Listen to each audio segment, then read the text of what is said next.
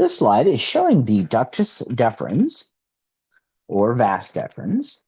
And when it's on the posterior side of the urinary bladder, which is the view that we are looking at here, it expands to form an ampulla.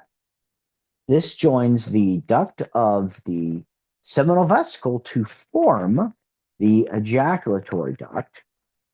So we can see here the ampulla of the ductus deferens, and it's going to form here it's going to merge to form the ejaculatory duct. That then leads into the urethra. So the smooth muscle in the walls propel the sperm from the epididymis to the urethra. So the regions of the urethra are the prostatic urethra, which is surrounded by the prostate. Then there is an intermediate part of the urethra, it's very small, called the membranous urethra. And then finally, the spongy urethra runs through the penis and opens at the external urethral orifice.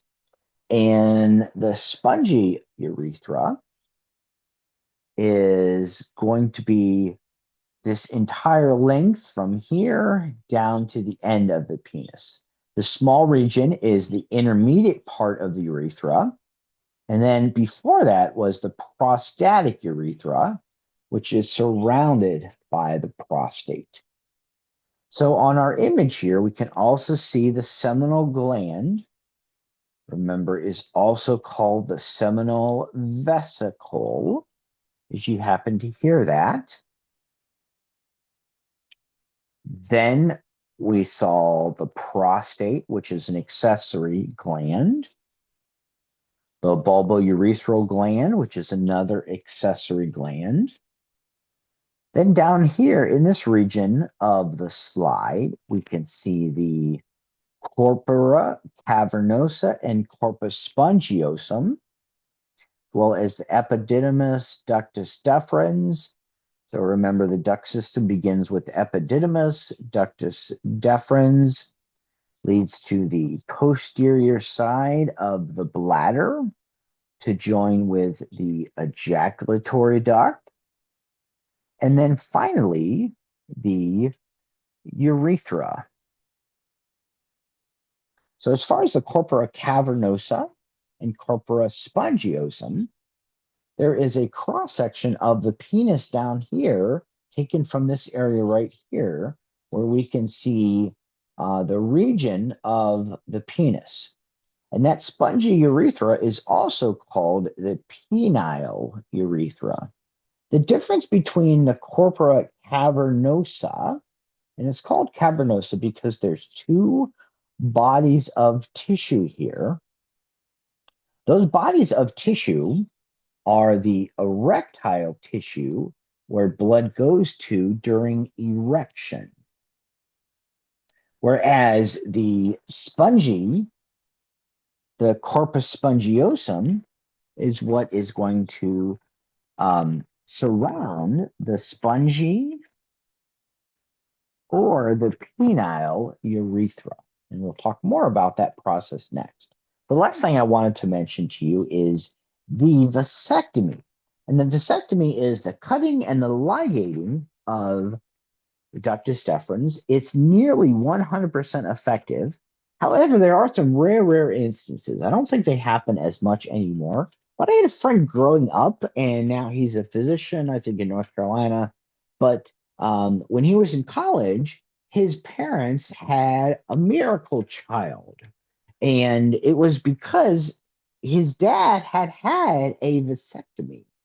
But somehow one of those sperm got out and fertilized his mother's egg. And so he has a brother who is about 15 years younger than him, which is really amazing.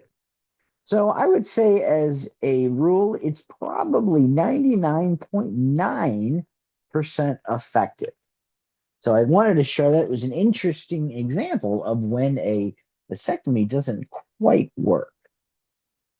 This slide is showing those male accessory glands and what their functions are.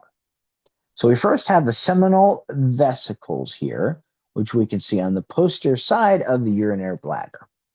They contain smooth muscle that contracts during ejaculation. They produce a viscous alkaline, so that would be a higher pH seminal fluid. It also contains fructose, citric acid, a coagulating enzyme, and prostaglandins. And these chemicals are fuel for the sperm.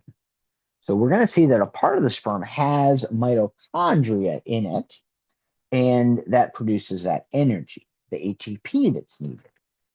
So this seminal gland produces 70% of the volume of the semen. And the duct of the seminal gland joins the deferens to form the ejaculatory duct. That then enters into the prostate gland, which encircles the urethra. It's about the size of a peach pit. And it also has smooth muscle that contracts during ejaculation. Its secretion, however, is slightly milky and slightly acidic, but it does contain citrate enzymes. It has a prostate specific antigen, which is often monitored in men, especially as they get older, for the risk of prostate cancer. So it also plays a role in sperm activation, enters the prostatic urethra during ejaculation, and it makes up about 1/3 of the semen volume.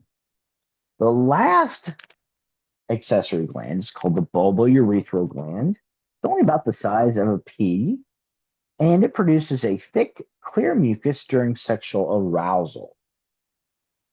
So, this is kind of like the pre-lubrication. Its job is to lubricate the gland's penis. But more importantly than that, it neutralizes traces of acidic urine in the urethra. Because remember, the male reproductive system is responsible for not only the urine, but also the sperm. So we see the three accessory glands here over on this diagram. The next slide is going to be on semen. And semen is a milky white mixture of both sperm and that accessory gland secretions that we just talked about. For about 2 to 5 milliliters of semen that are ejaculated, it contains usually between 20 and 150 milliliters of sperm. But again, like I mentioned, let's say that a male walks into a clinic and has low testosterone. That would possibly be due to LH not being produced, enough of that. Or it could be due to GnRH telling the anterior pituitary to release LH. So remember, FSH always has to do with the gametes, whether it's in the male or it's in the female. So the semen contains fructose for ATP production, protects and activates the sperm, and it facilitates sperm movement. So the alkaline fluid neutralizes the acidity of the male urethra and also the female vagina, because the female vagina is very acidic as well. And remember, it sort of sees the sperm as a foreign invader. So there's some events that we'll talk about that happen in the vagina that reduce that effect, so it's not as sort of defensive towards the sperm. So the characteristics of the semen is that they have prostaglandins that decrease viscosity of the mucus in the cervix and stimulate reverse peristalsis in the uterus. So that's really, really key. They contain the hormone relaxin and other enzymes that enhance sperm motility, contain ATP for energy, and suppress that female immune system. Just say to the female, hey, don't be so defensive, accept the sperm. The antibiotic chemicals destroy some bacteria. And finally, there's clotting factors that coagulate the semen to prevent them from draining out, then liquefy it by fibrillation so the sperm can finish that journey